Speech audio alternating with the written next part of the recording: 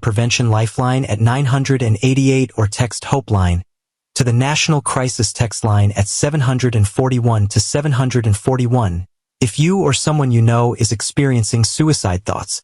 I was shocked like a wave when I first learned about Jonathan Brostoff's passing. As I sat in my car, I couldn't stop crying.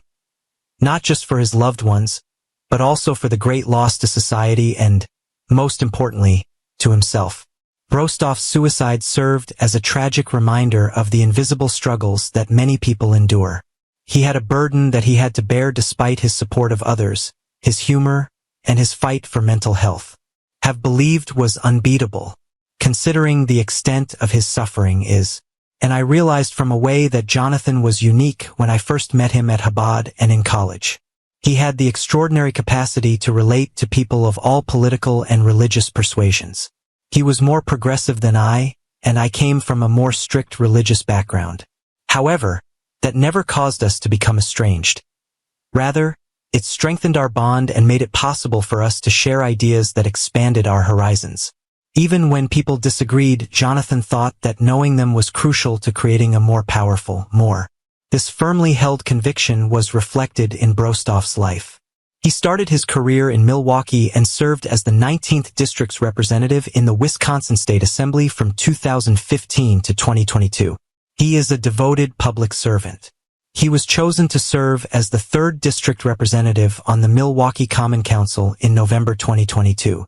However, Jonathan's dedication to the people always went beyond titles and elections. He grounded his work on empathy, integrity, and a vision for togetherness, and he brought his love for public service with him wherever he went. During our most recent talk, Jonathan revealed with me a vision that was very important to him. He envisioned bringing the Jewish community together, overcoming the growing divide between Republicans and Democrats, both secular and religious. The split he witnessed profoundly pained him, and, a man who saw the humanity in everyone, regardless of labels. His contributions went beyond his positions in the administration as well. He had a strong commitment to community service, serving at Maryland Avenue Montessori School and Pathfinders, a teenage shelter. These pledges demonstrated his steadfast desire to uplift others and create a more encouraging, welcoming environment for all in Milwaukee. The loss of Jonathan creates an indefinable hole in our life, our community, particularly within his family. He was a loving husband and father in addition to being a leader. He frequently spoke of his family with love and adoration since he was so proud of them. I will cherish innumerable moments, but a few are particularly noteworthy. I recall that he texted me to report that he was uncontrollably crying randomly following the October 7th Hamas killing. It was Jonathan's method of communicating his sympathy, his sense of injustice, and his empathy.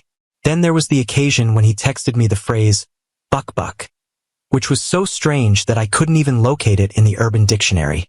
He chuckled and said, "It's a Jonathan original." When I told him that, I'd give everything to relive those experiences. Jonathan's generosity, humor, vision, and unwavering faith in the strength of togetherness will all be missed. His legacy will endure through the bridges and the innumerable lives he touched. Jonathan showed us that respect and love know no bounds, and we can preserve his dream by upholding this spirit. My thoughts and prayers are with his family, whose fortitude and tenacity at this trying time motivate us all. May he be blessed with his memory and that his vision of he had a strong commitment to the city of Milwaukee, the state, and ensuring our progress, Myers said. You never know what people are dealing with, and you have to check on the strong people that are in your life, people you think have it all together or seemingly have it together on the outside, that they may need help as well. Cavalier Johnson, the mayor of Milwaukee, issued a statement saying, "Alderman Jonathan Brostoff's loss has deeply grieved me," Johnson stated. Jonathan worked in City Hall with a special energy. Every day, his enthusiasm and commitment were clear to see. Jonathan was the only elected official who approached their work with greater zeal. He was a son, a husband, a parent, and a dear friend to me. My condolences and best wishes are with his family and friends at this trying time. The following statement was issued by the Milwaukee Common Council. As friends and co-workers, we are extremely grieved to hear about Alderman Jonathan Brostoff's demise. Jonathan was a devoted husband and father who showed compassion and warmth to everyone he encountered. Additionally, he was a fervent supporter of the improvement of life to the individuals he stood for.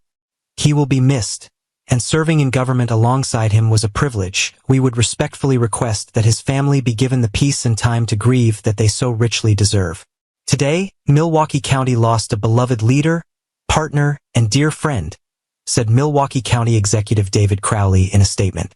Alderman's passing has devastated me. Brostoff, Jonathan. He was a devoted husband and father, a tenacious advocate, a dedicated worker, and a good influence on everyone in his vicinity. Furthermore, Governor Tony Evers describes Brostoff's passing as a tragedy to all who knew him. Few others support the people and causes Jonathan cared about with the same fervor and persistence.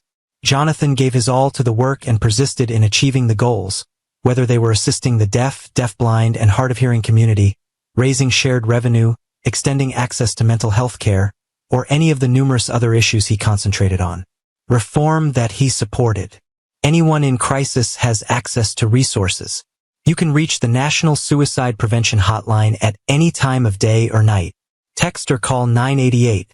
He must have found it difficult to divulge this information. However, Brostoff, as his colleagues have pointed out, he was fervent about speaking up for what was right and being heard on difficult matters. He presented his personal story as a means of dramatizing the roles that firearms play in suicides to his fellow lawmakers, who he believed were not paying enough attention to the problem. He stated, "Having access to a firearm is like having your own personal, permanent delete button for people who are thinking about taking their own lives. And believe me when I say that having the ability to press the erase button. It is not something that someone going through those kinds of difficulties should experience when they are at their lowest point, when their ideas are nonsensical and when composed, organized thinking is no longer a factor. Even though it's hard to admit, I can state with confidence that I wouldn't be here now if I had a gun all those years ago. With so much of his life still to go and so many years still to serve the community he loved. Is that what finally happened to him this week at the young age of 41? By all accounts, he adored being a father and referred to his wife Diana Vang Brostoff as the love of my life. However, we may never know. He had everything to live for, but maybe at a period of gloom and hopelessness that seemed. He chose to use that erase button since it was impossible to overcome. And those who loved the person blame themselves when they pull that terrible trigger. What actions or words could they have taken to stop this suicide? Jonathan Brostoff, however, didn't see it that way. He was aware from prior experience that suicidal ideas are frequently illogical and that they are far more difficult to stop when a gun is available. At task force hearings, we repeatedly heard from friends, family, and community members about individuals who had died by firearm suicide. He wrote, "We heard it in the country, as well as from farmers, soldiers, law enforcement, medical professionals, youngsters, and a host of other sources. Having access to guns can be fatal. Guns are used in more than half of suicide deaths. Additionally, the completion rate for gun-related suicide attempts is 85%. Contrast that with the 5% completion rate for non-gun efforts. It will be difficult for the many individuals who loved, admired, and liked Jonathan to find any comfort. However, his opinion piece suggests a method to turn his loss into a good. To establish a legitimate task force on suicide prevention as opposed to what he called a publicity task force. And to come to an agreement on potential remedies that would limit access to firearms and help stop these kinds of suicides.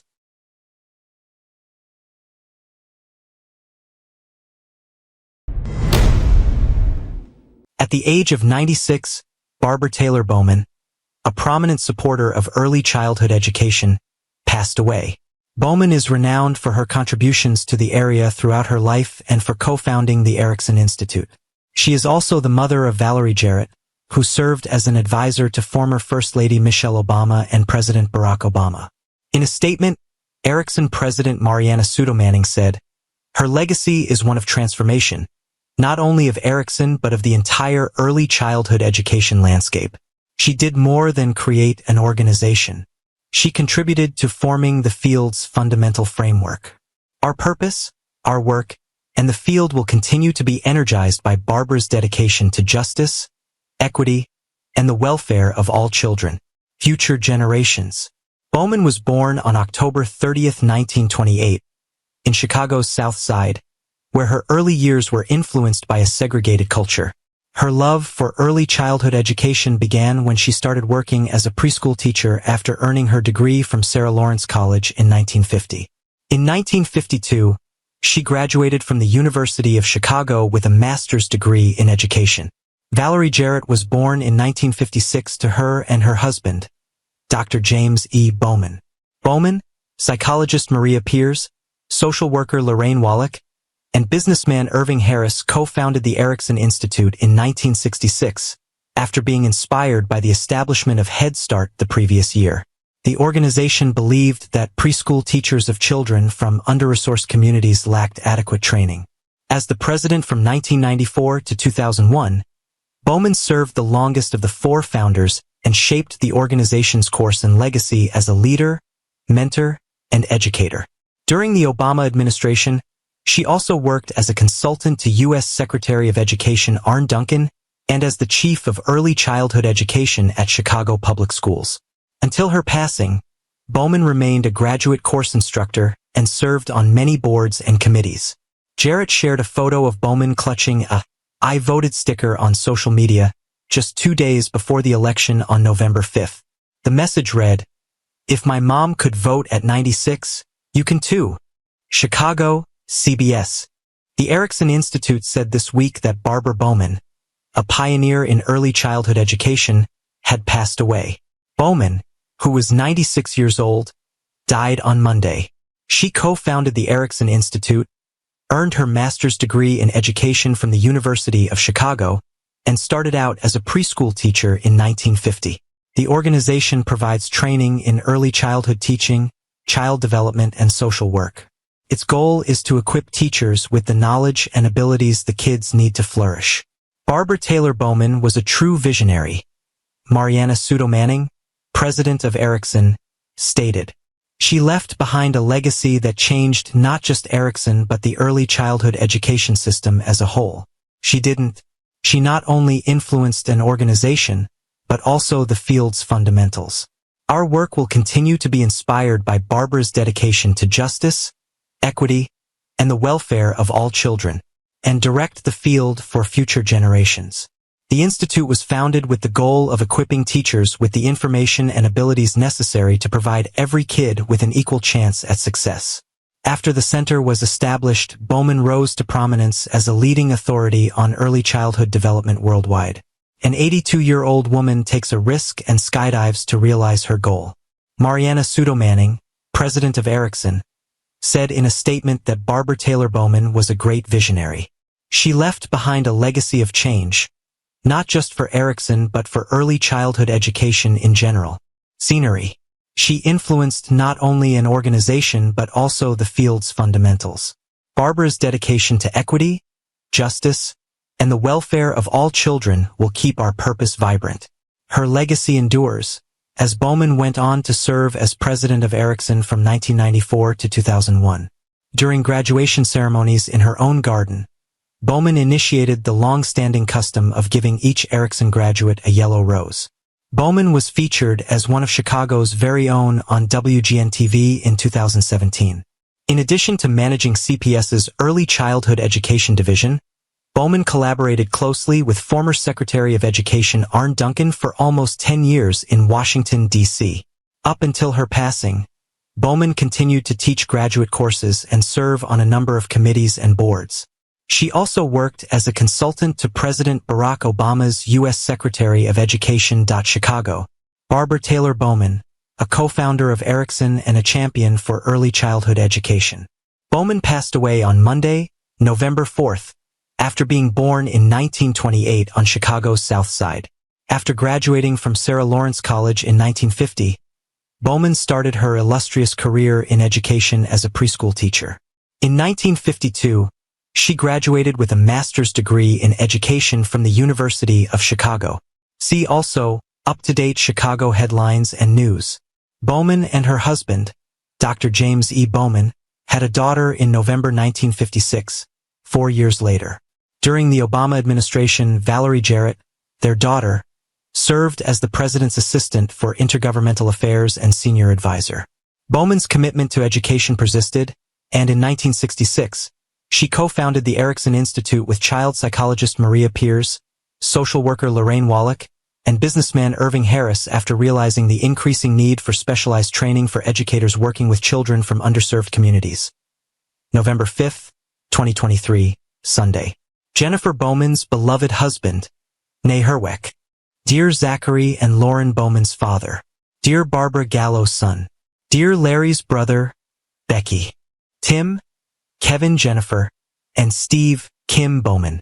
To Ray and Sue Herweck's son-in-law. Our beloved friend, cousin, uncle, and brother-in-law. Mr. Bowman was a proud member of the U.S. Army. Services. Funeral service on Monday, December 4th, 10 a.m. from Cootie's Afton Chapel, 10151 Grawa Road. Jefferson Barracks National Cemetery is the place of burial. We would appreciate donations to the disabled American veterans. https://help.dav.org/page/53019/donate/1 or the Till Valhalla Project. https://tillvalhallaproject.com. In place of flowers. Sunday from 2 to 7 p.m. Even if the contest for Rockland County's seat in New York's 17th Congressional District, which is presently held by Republican Mike Lawler, is worth watching and, taking part in on Tuesday, only the primary season has begun, and primaries are frequently a snore. The contest was already looking tight, with Lawler, a Republican who has been campaigning with GOP House Speaker Mike Johnson and just endorsed Donald Trump for president, expected to square battle against Democrat Mondaire Jones, a former congressman, in November. Jones, who is well known in the district due to his previous tenure in the House, significantly outraised Lawler during the first 3 months of 2024, the final reportable fundraising period. But in the last few weeks, things changed for him.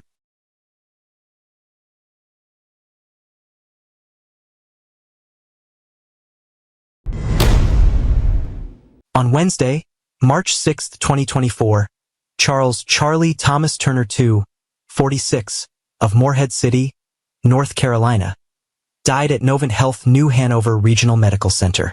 Charlie's life will be honored with a funeral service at Munden Funeral Home in Morehead City on Sunday, March 10th at 3 p.m. Gethsemane Memorial Park in Newport will be the final resting place. An hour before the service, friends will be welcomed to the family. The funeral is available to those who are unable to attend via his obituary page on the website of Munden Funeral Home. The service will stay for 90 days on the funeral home's website. Charlie was born on November 12, 1977, in New Bern, North Carolina. His love for life was evident in everything he did. He was a thrill seeker, spreading good vibes wherever he went. Whether riding the waves, shredding on a skateboard, or flying on rollerblades, he loved the thrill and adrenaline of each. Charlie found his true calling in the culinary arts, becoming a skilled chef. His talent in the kitchen brought smiles to countless faces with his delicious creations. His dedication and creativity as a chef will always be remembered. Charlie will always be remembered as a devoted brother and son who cherished his family. His father, Charles Thomas Turner of Morehead City. Mother, Lily Riley Joe of Morehead City. Sister, Corey Herring Mike of Newport. Stepsister, Kim Riley of Wilmington. Nephews, Dylan and Braden Nielsen. And devoted aunts, uncles, and cousins are the only people left to preserve his legacy. Memorial donations can be sent to any local charity of one's choosing as a token of condolence. Condolences can be sent online at www.mundenfuneralhome.net by family and friends. Munden Funeral Home and Crematory in Morehead City, North Carolina, made the arrangements. Please visit our flower shop to order memorial trees or send flowers to the family in honor of Charles Charlie Thomas Turner II. Davis Junction. After a protracted illness, Charles Ray Turner Jr., also known as Charlie, died on October 14, 2024, at the age of 72. Charles R. and Patsy J. Nash Turner welcomed Charles into the world on October 11, 1952, in Dexter, Missouri. Charles was renowned for his generosity and sense of humor. Charles was a skilled carpenter by trade, and he even built his own house. After retiring from Ironworkers Local 498, he worked as an aircraft technician in the Air Force Reserves. His interests enjoyed tending to his garden and spending time with his grandchildren, frequently sharing his passion for tinkering or creating things. Charles is survived by Christine Unz Turner, his devoted wife, whom he married in Oregon on June 11, 1977. He was the loving father of 4 children: Dustin, Jasmine Turner, Jeffrey, Vala Turner, Carolyn, Larry, Pirates, and Melissa, Marquis, Gully. He was a beloved grandfather to 15 children: Allison Turner, Madeline Turner, Eleanor Turner, Carol Turner, Sophia Turner, Amelia Turner, Maria Turner, David Turner, Jaden Sowell, Ariana Gully, Kenzie Lucas, Gan Rollinger, Caleb, Leah, Freemouth, Elizabeth Pirates, Elizabeth Turner, and Colton, Molly, Gan. He had 3 great-grandchildren. He was a kind brother to Lynn, Steve Moore, Betty Sheets, and Cheryl Ellsworth.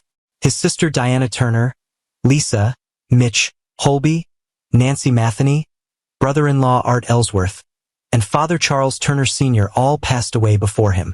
On November 9, 2024, from 2 p.m. to 5 p.m., the Davis Junction Fire Department, located at 106 South Maple Street, Davis Junction, Illinois 61020, will host a celebration of life ceremony. Charles will be remembered for his lively personality, his unwavering devotion to his family, and his storytelling skills, which could brighten any space. Memorials would be welcomed in place of flowers, and they can be given to the family at the celebration of life to assist with his funeral planning. Evansville resident Charles Turner Barber, 82, died on June 29.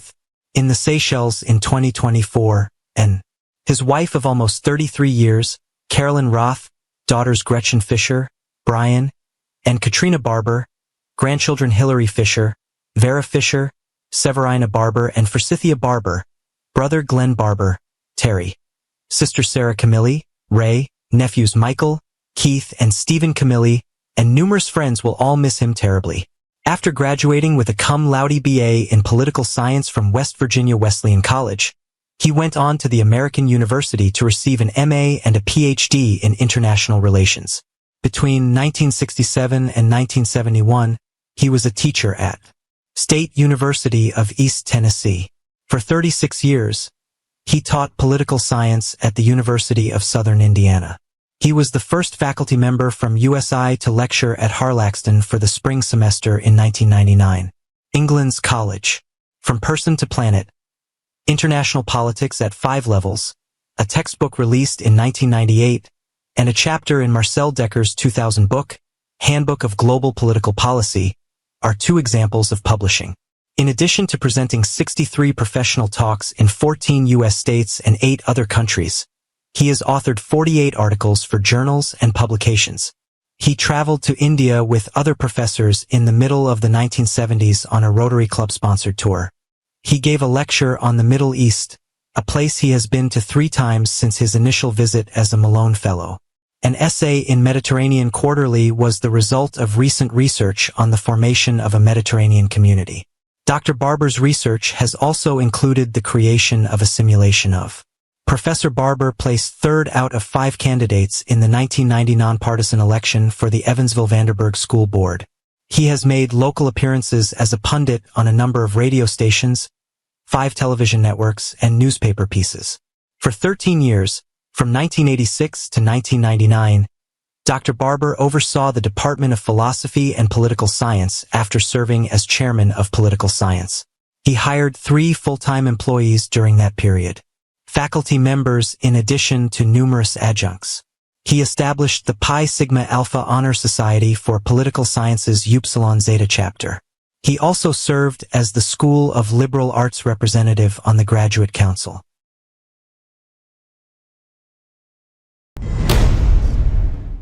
Those who knew Chauncey Glover, the Los Angeles news anchor who passed away unexpectedly at the age of 39, are remembering him as a kind soul and real-life hero. On Tuesday, November 5th, Glover's family informed CBS affiliate Call, where he had been an anchor for just over a year, of the anchor's passing.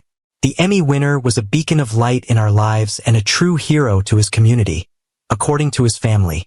During an on-air tribute, Pat Harvey, one of 4 co-workers who remembered Glover, called her Auntie Pat and referred to her as a bright light in the newsroom. Over a number of clips from Chauncey Glover's story, Harvey stated, "Chauncey Glover was more than just a local news anchor. He was a committed leader in the community. Better location to call home." Glover stated in an old video released by the station that he always enjoyed telling stories and had aspirations of becoming a news anchor at an early age. Glover stated in the video, "I knew this was something I wanted to do early on, and it's a passion." Glover talked about starting the Chauncey Glover Project, a nonprofit that assists inner-city adolescent boys of color in need of mentoring, in the same video. He called the work he'd done with the group his life's purpose. In a statement, Chauncey's family said, "Chauncey's kindness and commitment to helping others, particularly through the Chauncey Glover Project, changed countless lives and inspired so many young men to pursue their dreams. Don't miss a story. Register for." He was the first major black male news anchor at Houston's ABC affiliate, KTRK-TV, according to the Los Angeles Times. In 2017, he assisted in the rescue of a pregnant woman while covering Hurricane Harvey. The station claims that he was still present and holding her hand during her delivery. According to a statement from the National Association of Black Journalists, Glover was also a previous recipient of the NABJ Salute to Excellence Award and a 2016 Angelo B. Henderson Community Service Award honoree. Members of the NABJ recalled Glover as a great encourager and a kind soul. Delivering the news of the co-anchor's passing, the anchor breaks down, saying, "I just can't get through the newscast tonight." Myra Moreno, Glover's former co-anchor, also honored the guy she had previously collaborated with at KTRK-TV. She claimed that when she and Glover started working together a few years ago, she instantly connected with him. Moreno wrote on X, "Two minorities who wanted nothing more than to succeed. My heart is crushed and I simply do not believe it," she wrote in another post. "I hope at Chauncey on TV has at last found tranquility." In an Instagram tribute to Glover, fellow KTRK-TV anchor Erica Simon called him one of the best friends she had ever known. "He was giving, a perfectionist. He was among the greatest newscasters I've ever come across." KTRK Rosine Gwynn, a TV reporter, expressed her feelings of shock, heartbreak, and devastation on X. During the piece, Glover's coworker Danny Roberti, who started working at Call at the same time, described her colleagues' way of making people feel so loved and so special. Additionally, Glover was noted for his contagious chuckle, which Roberti claimed made everyone around him giggle. "Everyone here at Call will miss him terribly," anchor Susie Sue remarked. Glover's cause of death is still unknown, according to the Los Angeles County Medical Examiner's Office, which people contacted on Friday, November 8. He and Pat have co-anchored the newscasts at 5 and 11 p.m. for the past year. Between 8 and 10 p.m., Harvey and Susie Sue shared a desk at Call News. Even though Chauncey's passion for journalism began at a young age, he has always prioritized the communities he worked in, whether it be through outreach or storytelling. In a statement, the Glover family said, "We, Sherry and Robert Glover, along with Chauncey's beloved family, are devastated by the unimaginable loss of our beloved Chauncey. He was more than a son and brother. He was a beacon of light in our lives and a true hero to his community." When Chauncey was employed at WDIV in Detroit, his desire to be a true Southern gentleman led him to establish a mentorship program. He began the Chauncey after seeing a youth perish on the streets. The Glover Project was a comprehensive, practical mentorship program that assisted. Among other things, the program emphasizes community service, public speaking, politeness, college readiness, manhood, success dressing, and tutoring. Chauncey and other mentors met with the CGP gents and young gents, who are in grades 7 to 12, twice a month for enrichment activities and empowerment sessions.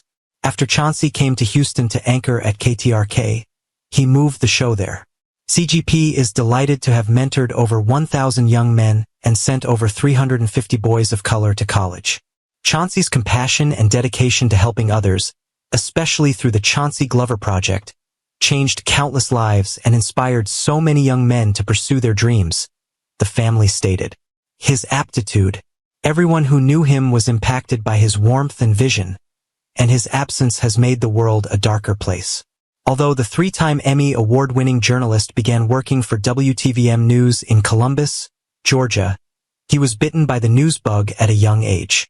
For the newscasts Chauncey would do for his family every Sunday after church in his hometown of Athens, Alabama, his father constructed him a miniature anchor desk when he was just 5 years old.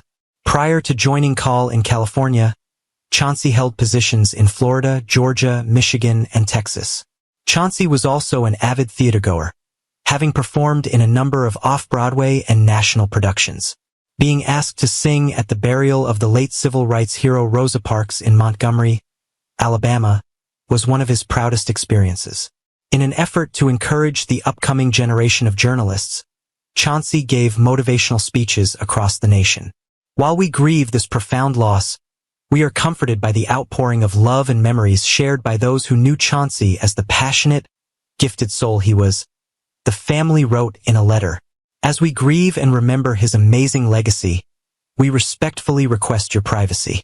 Although he left us much too soon, his influence will last a lifetime."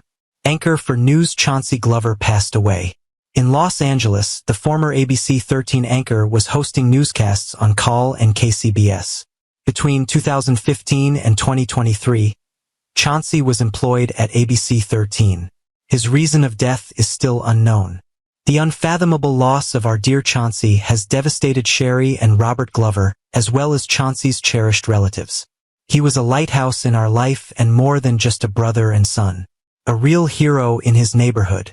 Numerous lives were transformed and a great number of young men were encouraged to follow their ambitions by Chauncey's kindness and commitment to assisting others, particularly through the Chauncey Glover Project.